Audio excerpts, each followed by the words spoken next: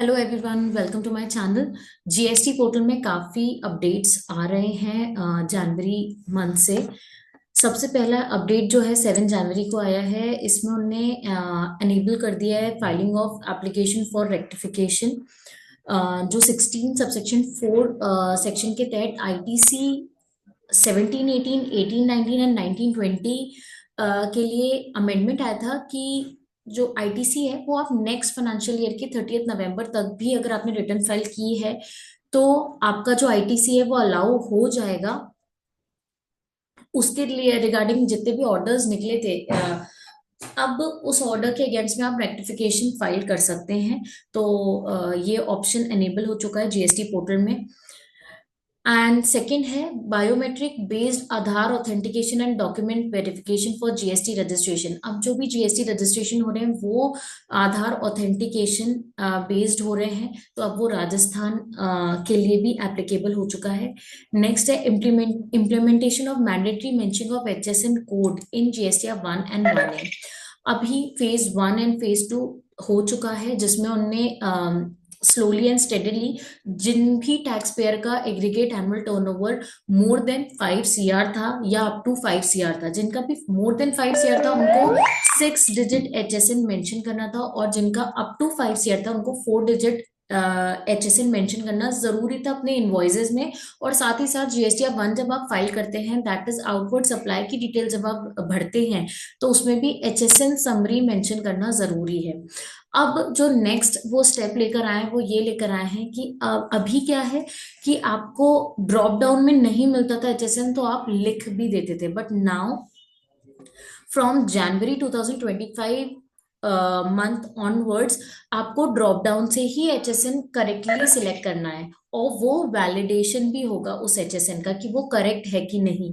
But जो validation है वो लेटर ऑन एनेबल करेंगे, अभी तो सिर्फ ड्रॉप डाउन की फैसिलिटी है कि जब भी आप जीएसटी 1 फाइल करेंगे उसमें एचएसएन समरी टेबल नंबर 12 में जाएंगे तो वहां पर आपको ड्रॉप डाउन से ही एचएसएन कोड सिलेक्ट करना है।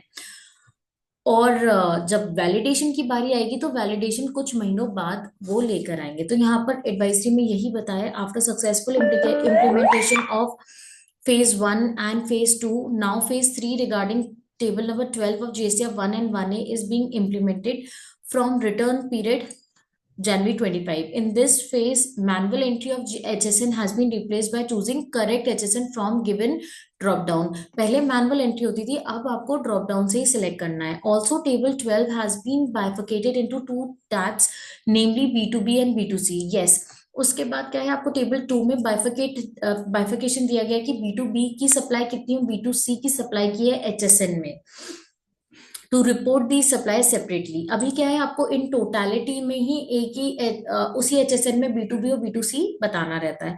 Further validation regarding values of supplies and tax amount involve in the same have been introduce for both the tabs A of table 12। तो जो वैलिडेशन है वो एक्टिवेट कर दिया है इन B2B tab and B2C tab में। जो भी आप वैल्यू पुट करोगे in terms of taxable supply and GST thereon, तो वो कैलकुलेट होंगे और वैलिडेट होंगे। However in initial period these validation have been kept in warning mode only. अभी जब आप जनवरी मंथ की रिटर्न फाइल करेंगे तो अगर कुछ वैलिडेशन में फर्क आता है तो वो सिर्फ वार्निंग देगा रेड सिग्नल से। पर in later months, which means failing the validation will not be blocker for filing JSA 1 and 1A। अगर आपका कोई वैलिडेशन फेलियर आता है तो अभी सिर्फ वार्निंग दिया जाएगा, आप तब भी JSA 1 and 1A फाइल कर पाओगे, बट लेटर ऑन आप फाइल नहीं कर पाओगे अगर कोई वैलिडेशन आता है। तो अभी जनवरी मंथ के लिए तो ऐसा कुछ नहीं है। नेक्स्ट है, अगर डिटेल में आपको ये देखनी है एडवाइजरी, तो वो भी उनने दी हुई है। 15 अक्टूबर 2020 से एचएसएन मैंडेटरी हो गया था, 4 डिजिट एंड 6 डिजिट।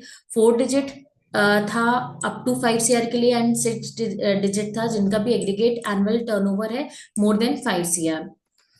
फिर उनने फेज 3 के लिए ये सारी चीजें लेकर आए थे जो कि अभी तक इम्प्लीमेंट नहीं हुई थी, बट अब from January onwards phase 3 implement हो रहा है, जिसमें बताया गया है mandatory reporting of 4 digit HSN code for goods and services. Mandatory reporting 6 digit HSN code for goods and services. अब यहाँ पर क्या है, manual user entry of HSN will not be allowed, बिल्कुल सही। अब ड्रॉप डाउन से आपको सिलेक्ट करना है, HSN code can be selected from drop down only. A customized description mentioned in HSN master will auto populate in new field called description as per HSN code.